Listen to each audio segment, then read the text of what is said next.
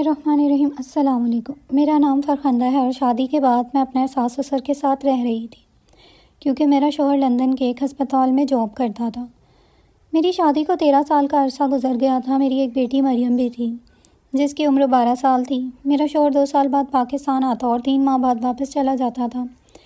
میری ساس سسر کو گھر بیٹھنے کی عادت نہیں تھی اور روزانہ شام کو کہیں نہ کہیں گھومنے چلے جاتے اور میں اپنی بیٹی کے ساتھ اکیلی گھر میں ہوتی، اور میری ساس نے مجھ پر اتنی سختی کی ہوئی تھی کہ مجھے کہیں آنے جانے کی اجازت ہی نہیں تھی اور نہ ہی میں اپنی پسند کے کپڑے پہن سکتی تھی۔ میں اب بہت تنگ آ چکی تھی۔ میں روز شوہر سے جھگڑا کرتی کہ وہ مجھے اپنے ساتھ لے جائے۔ میں یہاں قیدیوں کی طرح نہیں رہ سکتی اور نہ ہی اس کی ماں کو روٹیاں بنا بنا کر کھلا سکتی ہوں۔ میں کسی دن زہر کھا کر اپنی جان لے لوں گی۔ میرا شوہر فون پر ہی مجھے 100 باتیں سناتا اور کہتا، میں تجھے طلاق بھیج دوں گا مگر اپنے ساتھ نہیں لے جاؤں گا۔ اگر تو نے میرے ساتھ رہنا ہے تو ساری زندگی میرے ماں باپ کی خدمت کرنی ہوگی، ورنہ میں جب چاہوں وہ مجھے طلاق بھیج دے گا۔ میں رو رو کر ہلکان ہو جاتی اور اپنی بیٹی سے اپنا دل بہلاتی رہتی، مگر ایک دن اچانک پتہ نہیں کیا ہوا کہ میرا شوہر پاکستان آ گیا اور مجھے کہنے لگا، میں تمہیں اور مریم کو اپنے ساتھ لینے آیا ہوں۔ ہماری بیٹی کی وجہ سے ہماری زندگی بدل جائے گی۔ ہم کچھ دنوں میں ہی کروڑ پتی بن جائیں گے۔ وہ بہت خوش بھی تھا اور پریشان بھی تھا۔ مجھے کچھ سمجھ نہیں آ رہا تھا یہ کیا چکر ہے۔ اس شخص نے تو قسم اٹھائی ہوئی تھی کہ وہ مجھے طلاق دے دے گا مگر کبھی بھی اپنے ساتھ نہیں لے جائے گا۔ پھر آج اسے کیا ہوا؟ آج تو اسے اپنے ماں باپ کی بھی کوئی فکر نہیں تھی۔ خیر 1 ماہ میں ہی میرے شوہر نے ہم ماں بیٹی کے کاغذات تیار کروائے اور ہم تینوں لندن آ گئے۔ میرے شوہر نے یہاں پر ایک فلیٹ کرائے پر لیا ہوا تھا۔ ہم لوگوں نے وہیں پر اپنا سامان لگا لیا۔ میری بیٹی بھی بہت خوش تھی۔ پہلے دن ہم لوگوں نے سامان وغیرہ سیٹ کر لیا، تب میرے شوہر نے مجھے کہا کہ میں کسی کام سے باہر جا رہا ہوں، تم مریم کی حفاظت کرنا، ایسا نہ ہو کچھ غلط ہو جائے اور تم یہاں پر بیٹھی رہو۔ میرے شوہر عجیب و غریب قسم کی باتیں کرتے تھے۔ مجھے ان باتوں سے خوف آتا تھا۔ حادثے سے پہلے حادثے کا ذکر کرنا بہت برا سمجھا جاتا ہے اور میں بھی ایسے ہی مانتی ہوں کہ حادثے کے بارے میں زیادہ بات چیت نہیں کرنی چاہیے۔ خیر رات کے 8 بجے تھے جب نعمان گھر واپس آئے۔ میں نے دیکھا ان کے پاس کھانے پینے کی چیزیں بھی تھیں اور ایک ایسی پوٹلی تھی جو انہوں نے خفیہ طور پر جا کر اندر کمرے میں رکھ دی۔ مجھے اس پوٹلی سے کوئی غرض تو نہیں تھی لیکن انہوں نے کبھی مجھ سے کوئی بات چھپائی نہیں تھی۔ آج یہ پوٹلی گھر میں چھپا کیوں رہے تھے؟ میں نے دیکھا اس میں چھوٹی چھوٹی بوتلیں تھیں۔ میں بھی سمجھ گئی تھی لیکن مجھے اس کے اندر کی چیز کا پتہ نہیں تھا کہ وہ کیا چیز ہے۔ خیر میں نے ان کو کچھ بھی دکھانے کے لیے ضد یا اصرار نہیں کیا۔ پھر میں واپس اپنے کمرے میں آ گئی۔ مریم سو گئی تھی۔ پھر میرے شوہر نے مجھ سے ایک عجیب بات کہی کہ مجھے مریم کی صحت ٹھیک نہیں لگتی، ہمیں اس کا علاج کروانا ہوگا۔ میں ہکا بکا ہو کر انہیں دیکھنے لگی۔ کیا ہو گیا ہے نعمان آپ کو؟ ہماری بیٹی پاکستان سے ٹھیک ٹھاک آئی ہے، کسی قسم کی کوئی بیماری نہیں ہے۔ خواہ کی باتیں بنا کر خود کو بھی اور مجھ کو بھی ہلکان مت کریں۔ میری بات سن کر نعمان نے برا سا منہ بنا لیا اور کہا کہ میں کل ہسپتال جاؤں گا، دیکھوں گا مریم کو کسی دوا کی ضرورت تو نہیں ہے۔ میں نعمان پر غصہ کرنے لگی، آپ مریم کو جان بوجھ کر بیمار کرنا چاہتے ہیں؟ میں پاگل نہیں ہوں، یہ بیٹی میری بھی ہے۔ نعمان کا رویہ ایسے تبدیل ہو گیا جیسے میرے شوہر نہیں بلکہ میرے دشمن ہوں۔ میں چپ ہو گئی تھی لیکن صبح ہوئی تو میں نے دیکھا نعمان مریم سے کہہ رہے تھے کہ بیٹی اچھے کپڑے پہنو اور جلدی سے تیار ہو جاؤ، میں تمہیں ہسپتال لے کر جاؤں گا۔ میں نے مریم کو سینے سے لگاتے ہوئے کہا کہ مریم کو تو کوئی بیماری نہیں ہے، اگر اسے بیماری ہو سکتی ہے تو پھر مجھے بھی ہوگی، آپ مجھے بھی لے کر چلیں۔ نعمان نے مجھے کہا کہ میں ہسپتال میں کام کرتا ہوں، مجھے زیادہ پتہ ہے، تم زیادہ جانتی ہو۔ گھر میں رہ کر بچے پالنے کا یہ مطلب نہیں کہ تمہیں صحت کے بارے میں ہر ایک بات پتہ ہوگی۔ میرے شوہر نے یہ کہہ کر مجھے چپ کروا دیا۔ وہ اسے لے کر چلے گئے۔ پیچھے میں دعائیں کرنے لگی کہ اللہ تعالیٰ سب بہتر کرے، میری بچی کو کوئی بیماری نہ ہو، کیونکہ میرے شوہر کو لگتا تھا کہ مریم کو کوئی بیماری ہو گئی ہے۔ 2 بجے تک میں انتظار کرتی رہی۔ میرے شوہر نے 12 بجے آنا تھا لیکن شام کے 4 بج گئے۔ میرے شوہر ابھی تک گھر نہیں آئے تھے۔ مجھے اب پریشانی ہونے لگی تھی۔ اچانک کسی وقت گھر کے دروازے پر دستک ہونے لگی۔ میں نے دروازہ کھولا تو نعمان سامنے کھڑے تھے لیکن مریم ان کے ساتھ نہیں تھی۔ یہ دیکھ کر میرے تو 14 طبق روشن ہو گئے۔ میں نے غصے میں چلاتے ہوئے پوچھا، میری مریم کو کہاں چھوڑ آئے ہیں؟ میرے تو ہاتھ پاؤں پھولنے لگے تھے۔ تب نعمان بولے تم پاگل تو نہیں ہو گئی ہو؟ میں اپنی بیٹی کو کہاں چھوڑ کر آ سکتا ہوں؟ اس کا ہسپتال میں چیک اپ ہے، اس لیے اسے ہسپتال میں چھوڑا ہے۔ اب مجھے اپنا شوہر پاگل اور نفسیاتی مریض لگنے لگا تھا۔ مجھے تو ان کے ہسپتال کا نام بھی نہیں پتہ تھا، ورنہ میں ان کی اجازت کے بغیر ہی وہاں چلی جاتی اور جا کر ان لوگوں سے کہہ دیتی میری بچی کو چھوڑ دو، اسے کوئی بیماری نہیں ہے۔ لیکن کیا کرتی، اب شوہر کی بات کو بھی جھٹلایا نہیں جا سکتا تھا۔ میں نے خاموشی اختیار کر لی تھی، لیکن اب وقت بہت آگے نکل چکا تھا۔ رات کے 8 بج چکے تھے۔ میں نے اپنے شوہر سے کہا کہ خدا کے لیے میری معصوم بچی کو اس طرح ہسپتال میں مت چھوڑیں، اسے کوئی بیماری بھی نہیں ہے، اب اسے چل کر لے آتے ہیں۔ تب میرے شوہر کو واقعی میں اس کی فکر ہونے لگی۔ وہ اٹھے اور بولے تم بھی میرے ساتھ چلو، اور نعمان میں دونوں ہسپتال پہنچ گئے۔ میرے شوہر جس ہسپتال میں کام کرتے تھے میں نے اس کا بھی پتہ نوٹ کر لیا تھا۔ میں ان پر شک کرنے لگی تھی۔ ہم لوگ ہسپتال پہنچے تو میرے شوہر نے مجھے پیچھے ہی رکنے کا اشارہ کیا، کہنے لگے میں اسے لے کر آتا ہوں۔ تھوڑی دیر بعد جب وہ آئے تو مریم ان کے ساتھ ہی تھی، حشاش بشاش اور پہلے سے بھی زیادہ خوش۔ مریم بیٹا کیا ہوا ہے؟ تم بیمار تو نہیں تھی؟ میں نے اسے سینے سے لگاتے ہوئے کہا۔ وہ میرے گلے میں باہیں ڈال کر بولی اماں میں بالکل ٹھیک ہوں، مجھے تو کچھ بھی نہیں ہوا ہے، میں تو ابھی سو کر اٹھی ہوں۔ مریم کی بات سن کر میرے ذہن کو دھچکا سا لگا تھا۔ بیٹا تم کب سے سو رہی ہو؟ میں نے پوچھا تو اس نے بتایا کہ جب سے ابا اسے چھوڑ کر گئے تھے تب سے وہ سو رہی تھی۔ میں نے اپنے شوہر کو مشکوک نظر سے دیکھا تو اس نے نظریں جھکا لی تھی۔ بیٹا تمہیں کوئی تکلیف یا مسئلہ تو نہیں ہے؟ میں نے پوچھا تو بیٹی نے نفی میں سر ہلایا۔ میں اور میرا شوہر مریم کو لے کر گھر آ گئے۔ اگلی صبح جب شوہر نے ضد کرنا شروع کر دی تھی چلو آج تم بھی میرے ساتھ ہی چلو، مریم کو ویکسین لگوانی ہے۔ میں آنے والی بیماریوں کے بارے میں بہت زیادہ خوفزدہ رہتا ہوں۔ مجھے لگتا ہے کہ جب تک میری بیٹی کو ویکسین نہیں لگے گی تب تک وہ سبھی بیماریوں سے محفوظ نہیں ہے۔ اسے اب ویکسین کی ضرورت ہے، ورنہ بعد میں ہم کیا کریں گے؟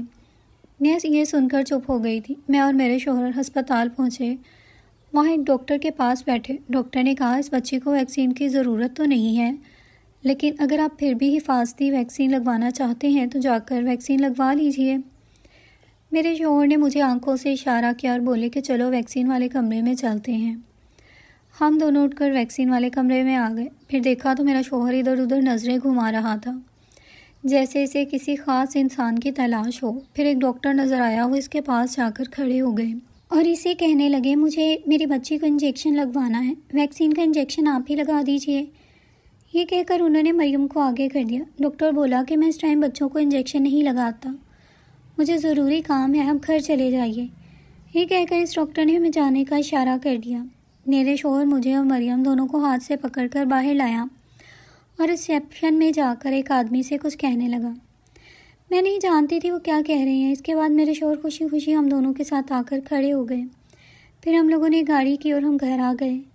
گھر آ کر میرے شوہر ایک کمرے میں بند ہو گئے۔ میں ان سے بات کرنا چاہتی تھی لیکن وہ ان سے بات نہیں کر رہا تھا۔ پھر تھوڑی دیر کے بعد مریم کو نیند آ گئی۔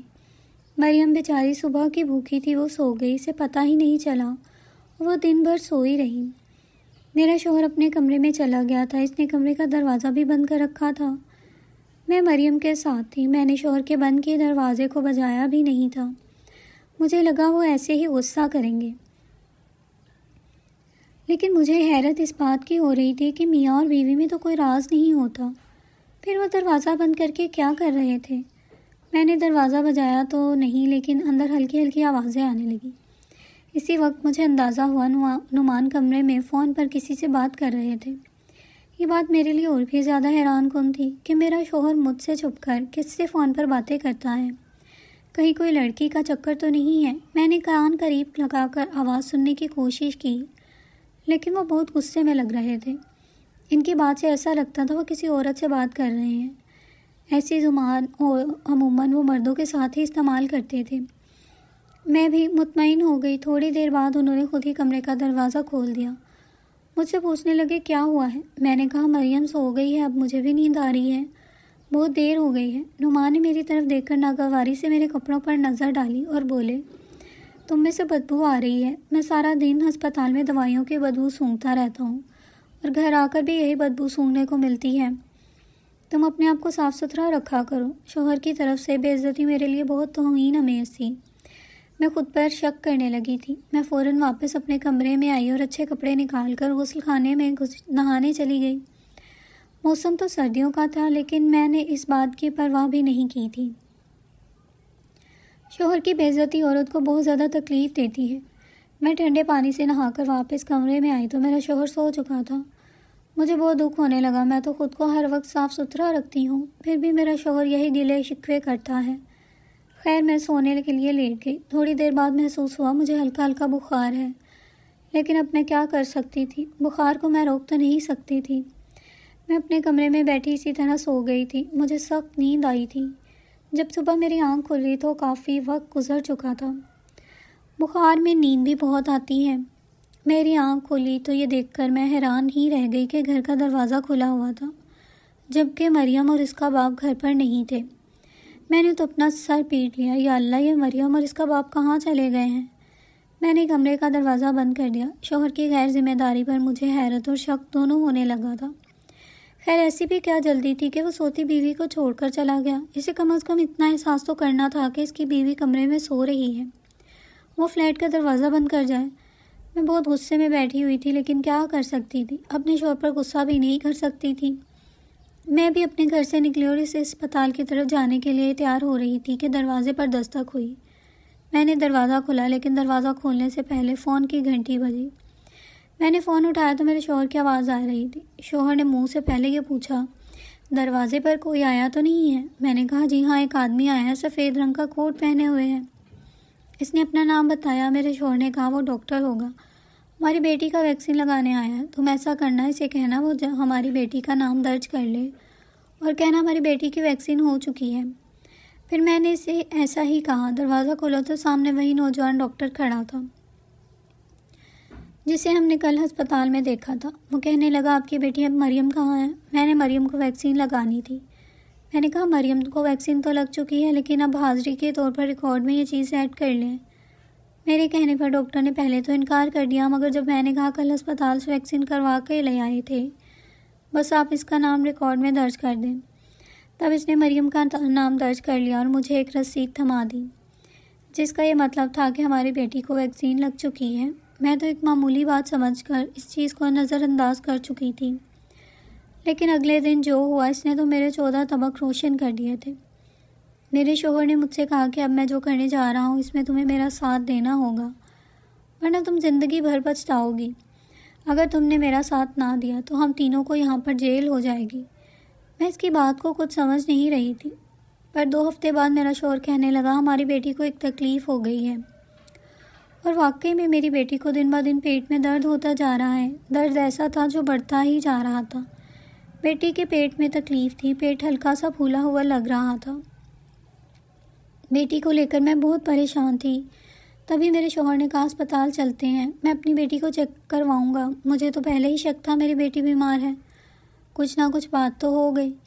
میں اپنے شوہر کی وجہ سے خود پریشان ہو گئی کہ مریم کے بارے میں ٹھیک ہی کہہ رہے تھے۔ میری بیٹی اس قدر بیمار تھی۔ ہم لوگ بیٹی کو لے کر ہسپتال چلے گئے۔ میرے شوہر نے مجھے باہر ہی چھوڑا اور کہنے لگے، میں اپنی بیٹی کو لیب میں لے جا کر خود چیک کرواتا ہوں۔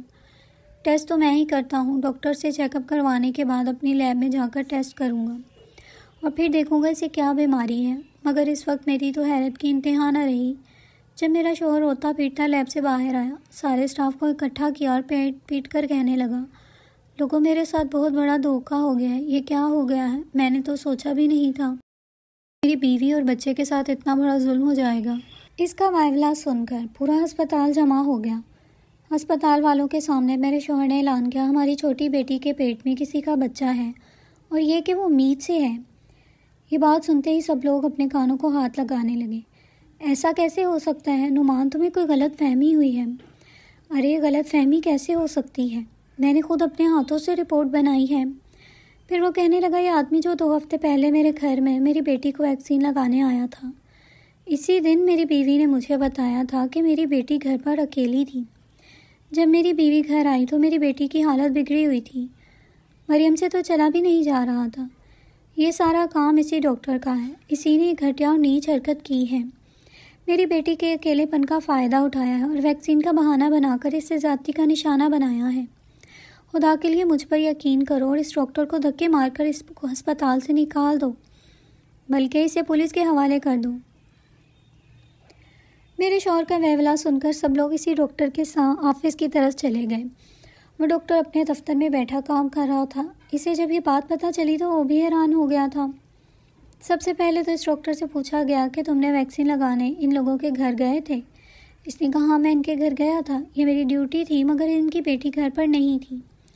میرا شوہر چلانے لگا کہ اب یہ ڈاکٹر جھوٹ بول رہا ہے۔ اس بات پر ہسپتال کی انتظامیہ اور زیادہ شک میں پڑ گئی تھی۔ ایسا کیسے ہو سکتا ہے کہ ایک سینئر ڈاکٹر کو گھر جا کر اس کی بیٹی کو ویکسین لگانا پڑے؟ کوئی بات تو ضرور ہوگی جو یہ وہاں پر اس وجہ سے گیا کہ ایک معمولی سی لڑکی کو ویکسین لگا سکے، ورنہ وہ ویکسین والے بندے کو بھیج دیتا ہے۔ یہ باتیں سن کر پورا ہسپتال اس ڈاکٹر سے بدگمان ہو چکا تھا۔ سب لوگوں کو یقین نہیں آ رہا تھا کہ وہ اتنا گر بھی سکتا ہے۔ سب لوگ میرے شوہر کی بات پر اس لیے بھی یقین کر رہے تھے، کوئی بھی بندہ اپنی بیٹی کے بارے میں اتنی بڑا جھوٹ نہیں بول سکتا۔ لیکن نہ جانے کیوں سب لوگوں کو میرے شوہر پر تو یقین تھا، پر مجھے اپنے اس جھوٹے شوہر پر یقین نہیں تھا۔ یہ جب سے مجھے یہاں لایا تھا بہت ہی عجیب حرکتیں کر رہا تھا، اور میں اپنی بیٹی کو اچھے سے جانتی تھی۔ وہ اپنے گھر میں ہونے والی ہر تبدیلی سے واقف تھی۔ میں جان گئی تھی میرے شوہر کا اس سب کے پیچھے کوئی نہ کوئی مقصد ہوگا۔ اس نے مجھے پہلے دن ہی کہا تھا کہ وہ ہمیں کسی مقصد کے لیے یہاں لایا ہے اور بہت جلد امیر بھی ہو جائے گا۔ میں اپنے شوہر کا ساتھ دینے کے بجائے الٹا اس کے خلاف کھڑی ہوئی۔ میں نے حق اور سچ کا ساتھ دیا، سب کو بتایا یہ ساری باتیں جھوٹ ہیں۔